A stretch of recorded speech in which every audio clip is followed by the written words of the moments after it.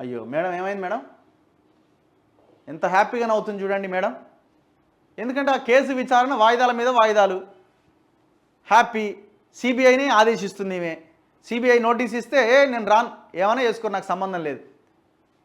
మరి వాళ్ళు అసలు సిబిఐ నెక్స్ట్ స్టెప్ ఏందన్నది కూడా ఎవరికి అంతుపట్టని విషయం. ఢిల్లీ లిక్కర్ కేసుకు సంబంధించి సుప్రీంకోర్టులో ఎమ్మెల్సీ కవిత వేసిన పిటిషన్ పైన విచారణ మరోసారి వాయిదా పడ్డది. విచారణను మార్చి 13వ తేదీన జరుపుతామని జస్టిస్ బేలా ఎం త్రివేది, జస్టిస్ పంకజ్ మిట్టల్ ధర్మాసనం స్పష్టం చేసింది. లిక్కర్ కేసులో ఈడీ ఇచ్చిన సమన్లు రద్దు చేయాలని కవిత గతంలో పిటిషన్ వేశారు. తనపైన ఈడీ ఎలాంటి చర్యలు తీసుకోకుండా ఆదేశాలు ఇవ్వాలి అని కోరారు. సిఆర్పిసి ప్రకారం మహిళను ఈడీ కార్యాలయానికి పిలిచి విచారించడంపైన అభ్యంతరం వ్యక్తం చేస్తూ పిటిషన్ దాఖలు చేశారు.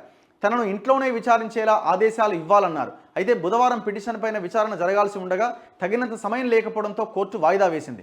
విచారణకు తగిన సమయం లేదంటూ మరో తేదీ కేటాయించింది సుప్రీంకోర్టు. పార్లమెంట్ ఎన్నికల వేళ లిక్కర్ కేసులో కవితకు సిబిఐ నుంచి నోటీసులు రావడం చర్చనీయాంశమైంది. ఈ పిటిషన్ పైన విచారణ ముగిసే వరకు ఎలాంటి బలవంతపు చర్యలు తీసుకోవద్దని ఈడీని సుప్రీంకోర్టు గతంలో ఆదేశించింది. ఈ పిటిషన్ పైన విచారణ ఉందని చెబుతూ సిబిఐ ముందుకు రాలేనని లేఖ రాశారు కవిత. ఈ నేపథ్యంలో పిటిషన్ పైన విచారణ మరోసారి వాయిదా పడడంతో సిబిఐ ఏం చేయనుందనేది ఉత్కంఠగా మారింది. ఇప్పుడు సిబిఐ అరెస్టు చేయొద్దు అని, ఈమె అరెస్టు ఉండదు అని ఎక్కడా సుప్రీంకోర్టు చెప్పలే. సిబిఐ అనుకుంటే ఆమెని ఆల్రెడీ సిబిఐ సాక్షిగా విచారించింది.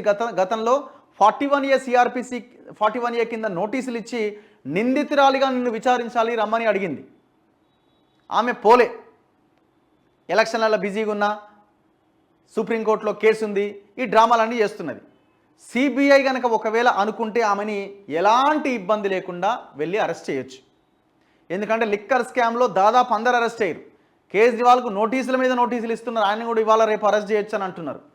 మరి ఈమెను మాత్రం టచ్ కూడా చేస్తలేరు కనీసం. ఆమె దర్జాగా సవాల్ చేస్తున్నది.